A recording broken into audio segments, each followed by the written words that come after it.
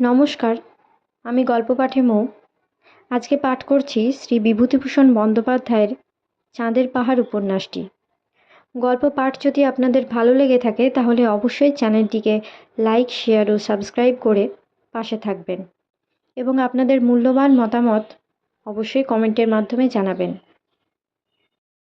গুহার মধ্যে ঢুকে শঙ্কর টর্চ জেলে দেখলে নতুন ব্যাটারি তার কাছে ডজন দুই ছিল। দেখলে গুহাটা ছোট, বেশ একটা ছোটোখাটো ঘরের মতো। মেঝেটাতে অসংখ্য ছোট ছোট পাথর ছড়ানো। গুহার এক কোণে চোখ পড়তেই শঙ্কর অবাক হয়ে গেল। একটা ছোট্ট কাঠের পিঁপে। এখানে কি করে এলো কাঠের পিঁপে? দু পা এগিয়েই সে চমকে উঠল। গুহার দেওয়ালের ধার ঘেঁষে শায়িত অবস্থায় একটা সাদা নরকঙ্কাল, তার মুন্ডুটা দেওয়ালের দিকে ফেরানো। কঙ্কালের আশেপাশে কালো কালো থলে ছেঁড়ার মতো জিনিস, বোধহয় সেগুলো পশমের কোটের অংশ। দুখানা বুট জুতো কঙ্কালের পায়ে তখনও লাগানো, একপাশে একটা মরচে পড়া বন্দুক। পিপেটার পাশে একটা ছিপি আটা বোতল, বোতলের মধ্যে একখানা কাগজ। ছিপিটা খুলে কাগজখানা বার করে দেখলে তাতে ইংরেজিতে কি লেখা আছে। পিপেটাতে কি আছে দেখবার জন্যে যেমনি সে সেটা নাড়াতে গিয়েছে, অমনি পিপের নিচে থেকে একটা ফোঁস ফোঁস শব্দ শুনে ওর শরীরের রক্ত ঠান্ডা হয়ে গেল। নিমেষের মধ্যে একটা প্রকাণ্ড সাপ মাটি থেকে হাত তিনেক উঁচু হয়ে ঠেলে উঠল। বোধহয় ছোবল মারবার আগে সাপটা 1 সেকেন্ড দেরি করেছিল। সেই 1 সেকেন্ড দেরি করার জন্যই শঙ্করের প্রাণ রক্ষা হলো। পরের মুহূর্তেই শঙ্করের .45 অটোমেটিক কোল্ট গর্জন করে উঠল। সঙ্গে সঙ্গেই এত বড় ভীষণ বিষধর স্যান্ড ভাইপারের মাথাটা ছিন্ন ভিন্ন হয়ে রক্ত মাংস খানিকটা পিপের গায়ে, খানিকটা পাথরের দেওয়ালে ছিটকে লাগলো। আলভারেজ ওকে শিখিয়েছিল পথে সর্বদা হাতিয়ার তৈরি রাখবে। এ উপদেশ কতবার তার প্রাণ বাঁচিয়েছে। অদ্ভুত পরিত্রাণ সব দিক থেকেই। পিপেটা পরীক্ষা করতে গিয়ে দেখা গেল সেটাতে অল্প একটু জল তখনও আছে। খুব কালো শিউ গোলার মতো রং বটে, তবুও জল। ছোট পিপেটা উঁচু করে তুলে পিপের ছিপি খুলে ঢক ঢক করে শঙ্কর সেই দুর্গন্ধ কালো কালির মতো জল আকণ্ঠ পান করলে। তারপর সে টর্চের আলোতে সাপটা পরীক্ষা করলে। পুরো 5 হাত লম্বা সাপ, মোটাও বেশ। এই ধরনের সাপ মরুভূমির বালির মধ্যে শরীর লুকিয়ে শুধু মুন্ডুটা উপরে তুলে থাকে। অতি মারাত্মক রকমের বিষাক্ত সাপ। এইবার বোতলের মধ্যে কাগজখানা খুলে মন দিয়ে পড়লে যে ছোট্ট পেন্সিল দিয়ে এটা লেখা হয়েছে, বোতলের মধ্যে সেটাও পাওয়া গেল। কাগজখানাতে লেখা আছে, আমার মৃত্যুর নিকট, আজই আমার শেষ রাত্রি। যদি আমার মরণের পরে কেউ এই ভয়ঙ্কর মরুভূমির পথে যেতে যেতে এই গুহায় এসে আশ্রয় গ্রহণ করেন, তবে সম্ভবত এই কাগজ তার হাতে পড়বে। আমার গাধাটা দিন 2 আগে মরুভূমির মধ্যে মারা গিয়েছে। 1 পিপে জল তার পিঠে ছিল, সেটা আমি এই গুহার মধ্যে নিয়ে এসে রেখে দিয়েছি। যদিও জ্বরে আমার শরীর অবসন্ন, মাথা তুলবার শক্তি নেই, তার উপর অনাহারে শরীর আগে থেকেই দুর্বল। আমার বয়স 26 বছর। আমার নাম আত্তিলিও গাত্তি। ফ্লোরেন্সের গত্তি বংশে আমার জন্ম। বিখ্যাত নাবিক রিওলিনো কাভালকান্তি গাত্তি, যিনি লেপান্টোর যুদ্ধে তুর্কিদের সঙ্গে লড়েছিলেন, তিনি আমার একজন পূর্বপুরুষ। রোম ও পিসা বিশ্ববিদ্যালয়ে উচ্চশিক্ষা লাভ করেছিলাম, কিন্তু শেষ পর্যন্ত ভবঘুরে হয়ে গেলাম সমুদ্রের নেশায়, যা আমাদের বংশগত নেশা। ডাচ ইন্ডিজ যাবার পথে আফ্রিকার উপকূলে জাহাজডুবি হলো। আমরা 7 জন লোক অতি কষ্টে ডাঙা পেলাম। ঘোর জঙ্গলময় অঞ্চল আফ্রিকার এই পশ্চিম উপকূল। জঙ্গলের মধ্যে শেকু জাতির এক গ্রামে আমরা আশ্রয় নিই এবং প্রায় 2 মাস সেখানে থাকি। এখানেই দৈবাৎ এক প্রকাণ্ড অদ্ভুত হীরের খনির গল্প শুনলাম।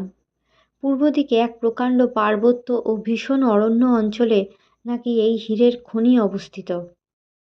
আমরা 7 জন ঠিক করলাম এই হীরের খনি যে করে হোক বার করতেই হবে। আমাকে ওরা দলের অধিনায়ক করলে। তারপরে আমরা দুর্গম জঙ্গল ঠেলে চললাম সেই সম্পূর্ণ অজ্ঞাত পার্বত্য অঞ্চলে। সে গ্রামের কোনো লোক পথ দেখিয়ে নিয়ে যেতে রাজি হলো না। তারা বলে তারা কখনো সে জায়গায় যায়নি, কোথায় তা জানে না। বিশেষত এক উপদেবতা নাকি সে বনের রক্ষক, সেখান থেকে হিরে নিয়ে কেউ আসতে পারে না। আমরা দমবার পাত্র নই। পথে যেতে যেতে ঘোর কষ্টে বেঘরে দুজন সঙ্গী মারা গেল।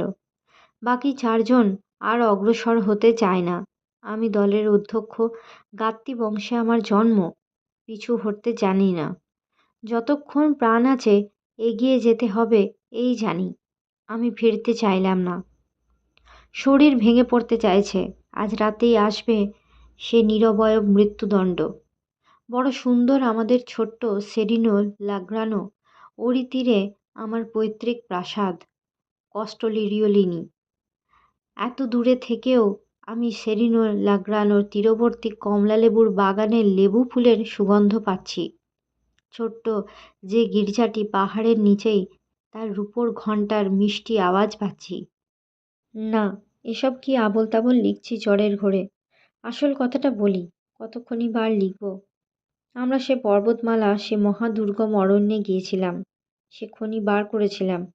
যে নদীর তীরে হিরে পাওয়া যায়, এক বিশাল ও অতি ভয়ানক গুহার মধ্যে সে নদীর উৎপত্তি স্থান। আমিও সেই গুহার মধ্যে ঢুকে এবং নদীর জলের তীরে ও জলের মধ্যে পাথরের নুড়ির মতো অজস্র হিরে ছড়ানো দেখতে পাই। প্রত্যেকটি নুড়ি টেট্রাহেড্রন ক্রিস্টাল, স্বচ্ছ ও হরিদ্রাভ। লন্ডন ও আমস্টারডামের বাজারে এমন হিরে নেই। এই অরণ্য ও পর্বতের সে উপদেবতাকে আমি এই গুহার মধ্যে দেখেছি, ধুনোর কাঠের মশালের আলোয় দূর থেকে আবছায়া ভাবে। সত্যি ভীষণ তার চেহারা। জ্বলন্ত মশাল হাতে বলেই সেদিন আমার কাছে সে ঘেঁষে নেয়। এই গুহাতে সে সম্ভবত বাস করে, হীরের খনির সে রক্ষক।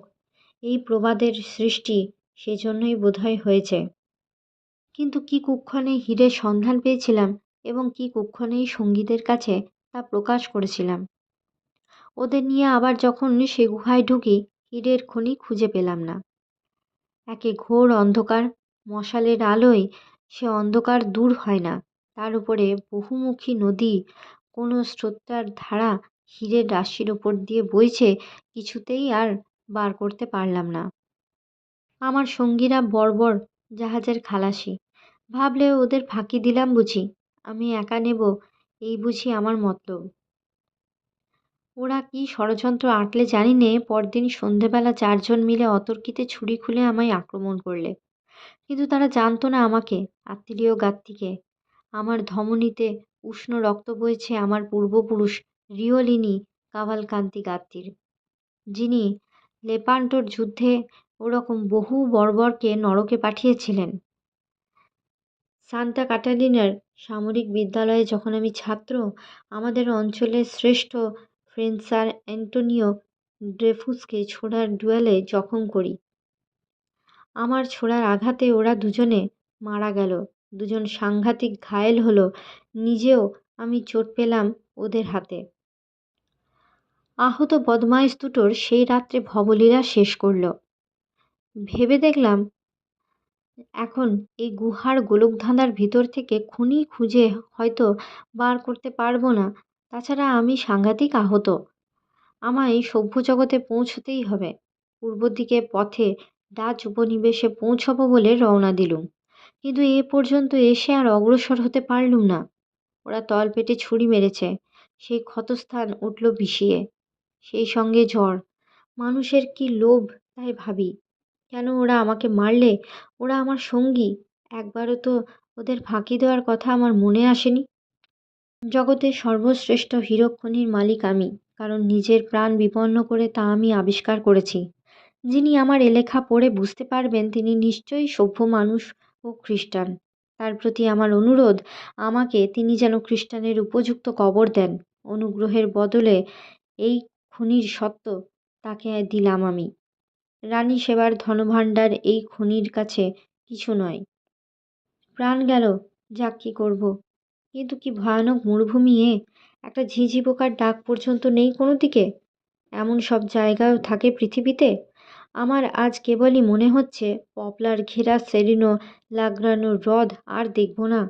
তার ধারে যে চতুর্দশ শতাব্দীর গির্জাটা, তার সেই বুড়ো রূপোর ঘণ্টার পবিত্র ধ্বনি, পাহাড়ের উপরে আমাদের যে প্রাচীন প্রাসাদ কাস্টলি রিওলিনি মুর্দের দুর্গের মতো দেখায় দূরে। আমি ব্রিয়ার সবুজ মাঠ ও দ্রাক্ষাক্ষেত্রের মধ্যে দিয়ে ছোট্ট ডোরা নদী বয়ে যাচ্ছে। যাক, আবার কি প্রলাপ বকছি। গুহার দুয়ারে বসে আকাশের অগণিত তারা প্রাণ ভরে দেখছি শেষবারের জন্যে। সাধু ফ্র্যাঙ্কোর সেই সৌর স্তোত্র মনে পড়েছে। স্তুত হন প্রভু মোর, পবন সঞ্চার তবে, স্থির বায়ু তরে, ভগিনী মেদিনী তরে, নীল মেঘ তরে, আকাশের তরে, তারকা সমূহ তরে, সুদিন কুদিন তরে, দেহের মরণ তরে। আর একটা কথা, আমার দুই পায়ে জুতোর মধ্যে 5খানা বড় হিরে লুকানো আছে। তোমায় তা দিলাম। হে অজানা পথিক বন্ধু, আমার শেষ অনুরোধটি ভুলো না। জননী মেরি তোমার মঙ্গল করুক। কমান্ডার আত্তিলিও গাত্তি, 1880 সাল, সম্ভবত মার্চ মাস। হতভাগ্য যুবক। তার মৃত্যুর পরে সুদীর্ঘ 30 বছর কেটে গিয়েছে। এই 30 বছরের মধ্যে এ পথে হয়তো কেউ যায়নি, গেলেও গুহাটার মধ্যে ঢোকেনি। এতকাল পরে তার চিঠিখানা মানুষের হাতে পড়ল। আশ্চর্য যে কাঠের পিপেটাতে 30 বছর পরেও জল ছিল কি করে। কিন্তু কাগজখানা পড়েই শঙ্করের মনে হলো এই লেখায় বর্ণিত ওইটাই সেই গুহা। সে নিজে যেখানে পথ হারিয়ে মারা যেতে বসেছিল। তারপর সে কৌতূহলের সঙ্গে কঙ্কালের পায়ের জুতো টান দিয়ে খসাতেই 5খানা বড় বড় পাথর বেরিয়ে পড়ল। এ অবিকল সেই পাথরের নুড়ির মতো, যা এক পকেট কুড়িয়ে অন্ধকার গুহার মধ্যে সে পথ চিহ্ন করছিল এবং যার একখানা তার কাছে রয়েছে। এ পাথরের নুড়ি তো সে রাশি রাশি দেখেছে গুহার মধ্যে অন্ধকারময়ী নদীর জলস্রোতের নিচে, তার দুই তীরে। কে জানত যে হীরের খনি খুঁজতে সেও আলভারেজ 7 সমুদ্র 13 নদী পার হয়ে এসে 6 মাস ধরে রিক্টার্সভেল্ড পার্বত্য অঞ্চলে ঘুরে ঘুরে হয়রান হয়ে গিয়েছে। এমন সম্পূর্ণ অপ্রত্যাশিতভাবে সে সেখানে গিয়ে পড়বে। হীরে যে এমন রাশি রাশি পড়ে থাকে পাথরের নুড়ির মতো, তাই বা কে ভেবেছিল। আগে এসব জানা থাকলে পাথরের নুড়ি সে 2 পকেট ভরে কুড়িয়ে বাইরে নিয়ে আসতো। কিন্তু তার চেয়েও খারাপ কাজ হয়ে গিয়েছে যে সে রত্নখনির গুহা যে কোথায় কোন দিকে তার কোনো নকশা করে আনেনি, বা সেখানে কোনো চিহ্ন রেখে আসেনি যাতে আবার সেটা খুঁজে নেওয়া যেতে পারে। এই সুবিস্তীর্ণ পর্বত অরণ্য অঞ্চলের কোন জায়গায় সেই গুহাটা দৈবাৎ সে দেখেছিল, তা কি তার ঠিক আছে, না ভবিষ্যতে সে আবার সে জায়গা বার করতে পারবে? এই যুবকও তো কোনো নকশা করেনি, কিন্তু সাংঘাতিক আহত হয়েছিল রত্নখনি আবিষ্কার করার পরেই। এর ভুল হওয়া খুব স্বাভাবিক। হয়তো এই যা বার করতে পারত নকশা না দেখে, সে তা পারবে না। হঠাৎ আলভারেজের মৃত্যুর পূর্বের কথা শঙ্করের মনে পড়ল। সে বলেছিল, চলো যাই শঙ্কর, গুহার মধ্যে রাজার ভাণ্ডার লুকানো আছে। তুমি দেখতে পাচ্ছ না, আমি দেখতে পাচ্ছি। শঙ্কর গুহার মধ্যে সেই নরকঙ্কালটা সমাধিস্থ করলে। পিপেটা ভেঙে ফেলে তারই 2খানা কাঠে মরচে পড়া পেরেক ঠুকে ক্রস তৈরি করলে ও সমাধির ওপরে সেই ক্রসটা পুঁতলে। এছাড়া খ্রিস্ট ধর্মচারীদের সমাধিস্থ করার জন্য অন্য কোনো রীতি তার জানা নেই। তারপরে সে ভগবানের কাছে প্রার্থনা করলে এই মৃত যুবকের আত্মার শান্তির জন্য। এসব শেষ করতে সারাটা দিন কেটে গেল। রাত্রে বিশ্রাম করে পরদিন আবার সে রওনা হলো। কঙ্কালের চিঠিখানা ও হিরেগুলি যত্ন করে সঙ্গে নিল। তবে তার মনে হয় এই অভিশপ্ত হীরের খনির সন্ধানে সে গিয়েছে যে সে আর ফেরেনি। আত্মীয় গাত্মীয় তার সঙ্গীরা মরেছে, জিম কার্টার মরেছে, আলভারেজ মরেছে। এর আগেই বা কত লোক মরেছে তার ঠিক নেই। এইবার তার পালা। এই মরুভূমিতেই তার শেষ, এই বীর ইটালিয়ান যুবকের মতো। আজকের মতো এই পর্যন্তই। গল্প পাঠ আপনাদের কেমন লাগছে তা অবশ্যই কমেন্টের মাধ্যমে জানাবেন। সকলে সুস্থ থাকবেন, ভালো থাকবেন এবং সাবধানে থাকবেন, পাশে থাকবেন। নমস্কার। নিয়ে আসছি পরবর্তী অংশ পরবর্তী ভিডিওতে।